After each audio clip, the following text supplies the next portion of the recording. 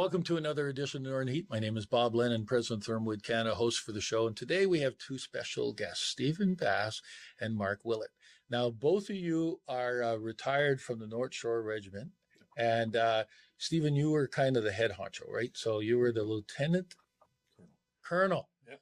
And Marc, we went through this conversation a minute ago, and you got me totally mixed up and confused on where you were. But what was your role with the regiment? At the end was I went up to the regimental sergeant major when Steve was this commanding officer. And then on the last year there, I commissioned, because my appointment was done, the term was done. So I commissioned to captain and retired as a captain. All right. So both of you are now retired, but still quite involved, as I can tell here. And Stephen, you were so nice to hand me this 4-page report here on stuff that I didn't have time to completely read, but I will because it's interesting. But we're going to talk about a few things today. We're going to talk a little bit about some history, and we're going to talk about the what you're trying to do for an association. So, Stephen, I give you the floor here. So tell us a little bit about what you guys are up to. Okay. The reason that we wanted to get together and do this is because we have a regimental association now, which is mainly built on people who have been in the unit since the 60s up until today.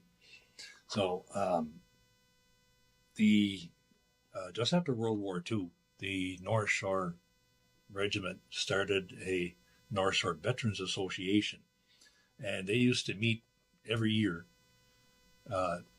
different places, Newcastle, Bathurst, Campbellton, and so on and so forth. And that they would have a reunion for all the veterans from World War II. And it was very, very well attended almost all the time. So as the years went on, of course, the age crept in and a lot of the older heroes from World War II passed on. And now, the ones that are left, like we just had Alfred Cormier just celebrated his 100th birthday on Tuesday, and Edgar Dwera turned 103 on the 20th of February. Oh, unfortunately, he passed away yesterday. Oh, no, sorry to hear that.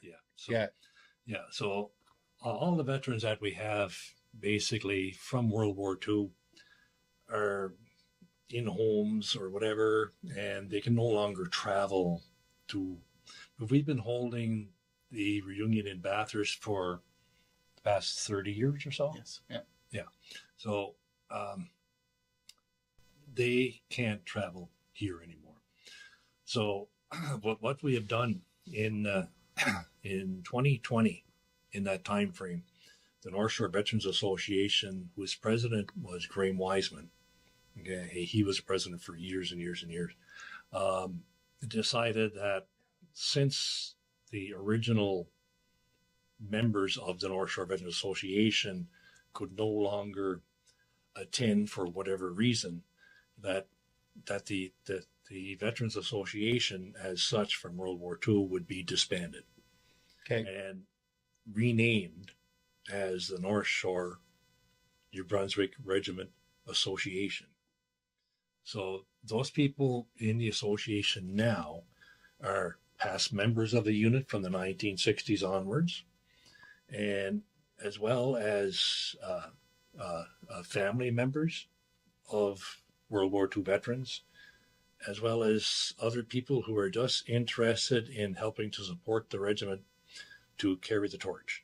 Well, that was one of the things that I found interesting when we were talking before the interview, was the fact that in your association, you're not restricting it just to people that have served or been part of. It's more of, association connections, network, but just as long as there's an association there to the people that were there, that counts. Yeah. Even if there's no association to anybody but interested in the history of the regiment and keeping the memories alive, Yeah.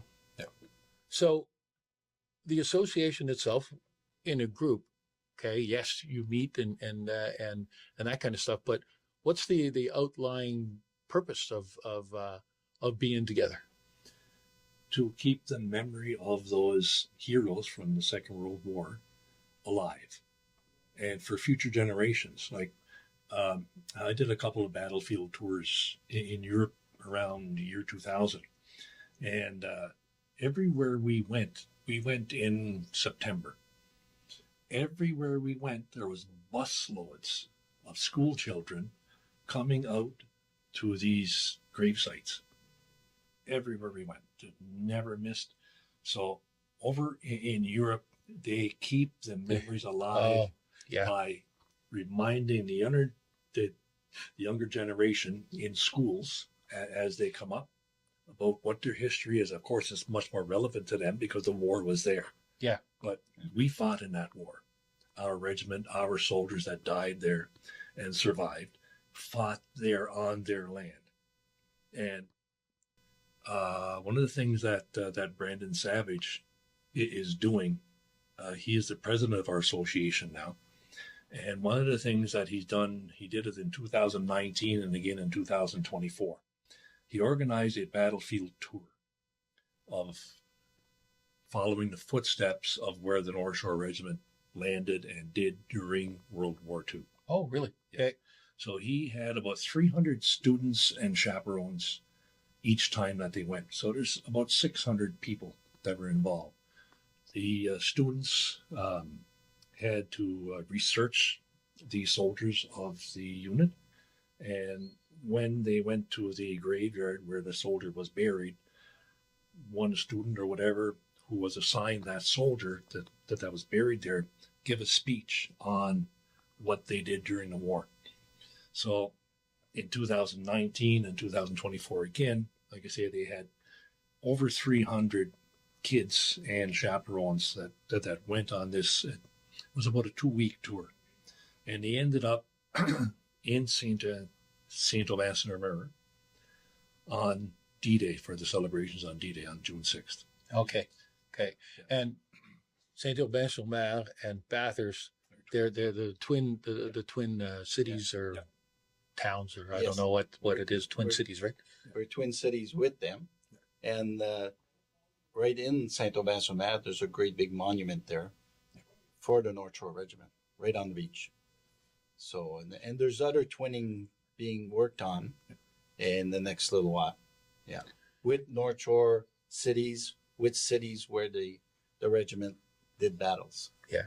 And you're right. In Europe, there's so much history compared to what we never went through the wars here, but there's all kinds of memories and stuff there when you're driving around and seeing stuff like the graves and stuff. It's just like I told you before, I had an opportunity to go visit one of these monuments and grave sites, and it's eerie too to think that so many people died and that there was people from our region that were there, yes, at the same time. Yeah.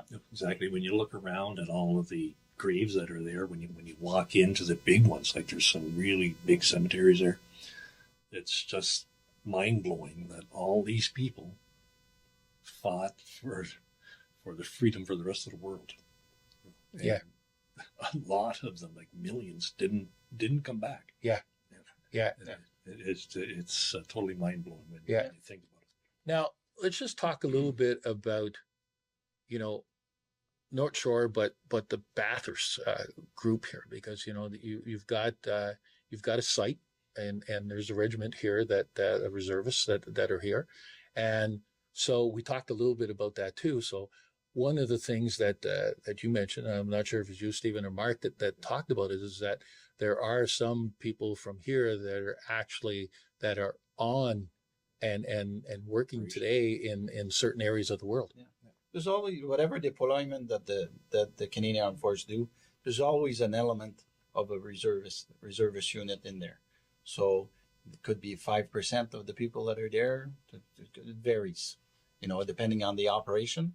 Right now, for the last couple of years, members of the reserve unit here take time off from work or school and join the regular force in the training that's being done in Latvia. And we had the members that were in Afghanistan, we had members that were in Bosnia, we had members that were in Cyprus throughout the years. not every deployment, but most of the deployments that happen has an element of reservists in it. Yeah. And some of the activities too that the reservists do here is helping, like you mentioned a while ago, helping on recruiting and those kind of things too, right? Something that's going on right now, as a matter of fact, there's about 35 members of the unit actively right now up north in Nuvik Okay. on Operation Nanook, and they've been doing this for years. We send people up there, and they get together with the rangers that are in the area, and the other units from Atlantic Canada. All send people up there, so there's quite a force up there right now, and they're doing exercises for 2 to 3 weeks about protection in the Arctic. Oh, okay. Yeah. Okay. So that's what they're doing right now. So. All right. They wanted a little bit colder weather, so good plan. We don't have enough cold weather right now. And there's a lot of countries interested in the North, right? So Oh, yeah. So in order to keep our sovereignty up there, we have to show a presence. Yeah, So and sovereignty is a big question that's coming up these days from both sides of the border. We're not going to get into that because we could be here all day. So one of the things too to look at is that you're both sporting some history books here too that about the North Shore Regiment that I think is worthwhile talking about. Stephen, you mentioned that this one here is got quite a bit of history in it. Yeah, this is the history of the North Shore Regiment for when they were first formed. And Will Bird, who wrote this book, actually talked to the soldiers that served. And the book is their stories. It's not Will Bird telling the story. It's the soldiers that fought in World War II and that are actually here in the book in their own words. And I have read a lot of history books about units that served in wars and that, and I have never come across a book as interesting, as captivating as this one here. So, but we have these books. We have several of these books, as a matter of fact, that are for sale. Kinsley Ward, who was from Bathurst but lived in Toronto, he was our honorary colonel back in the 2000 area, and he purchased another bunch of books, had them reprinted, and that these books are supposed to be given to soldiers when they become a first-class soldier in the unit, free of charge. Okay. So that there isn't all that many soldiers that complete the courses and carry on with the unit, but they're all supposed to get a book like this. But there are extra books that we have for sale. You can get one for $25. Okay, and they get that through the association? How would people get them? Through the association. The books are held at the unit at the Armories here in Bathurst. Okay. But you can contact us, and we can make arrangements to. Okay. And Marc, you're sporting another book too? Well, this is a book that represents the last 100 years. Okay. Okay, this was written by Bruce Morton, our association and unit historian, and it covers the last 100 years. So it's very, very nice book, and it's available in English and French. So one of the first book was English only, and the unit is bilingual, and we're one of the only units in Canada that are officially bilingual. Just like the province. And we wanted, and Bruce was obliged obliged us by doing a French version of this. So it's available French and English. Well, this is interesting, and we could talk for hours on history and talk about the regiment and stuff like that. But if anybody is interested in joining the association, how do they do it? We have a website. It used to be you would have to contact us, and we would send you a form and all this stuff. You had to fill out the form and send it back. And so we've streamlined it now. So if you go on to www.nsnbr, North Shore New Brunswick Regiment, .ca, that is our website. You go on there. The first page that comes up is English or French, Mhm. and you just click on the one that you want, and it leads you to the next page. It's either English or French, and all the information about membership is there. It's all done online. You just fill out the form online. You read the documents online. You make an e-transfer of a one-time lifetime membership of $25. That's pretty cheap. So we don't have annual dues. Okay. You have a one-time lifetime membership in this association. And it costs $25, which is not very much these days. No, not at all.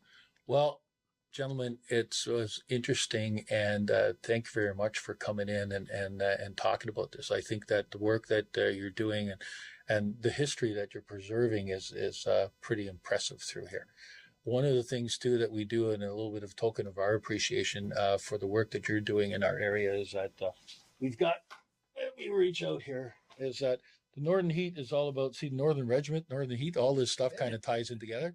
It's all about turning on the heat and doing things in the right way. And we really appreciate the work that you're doing here and the stuff that you're doing and preserving history.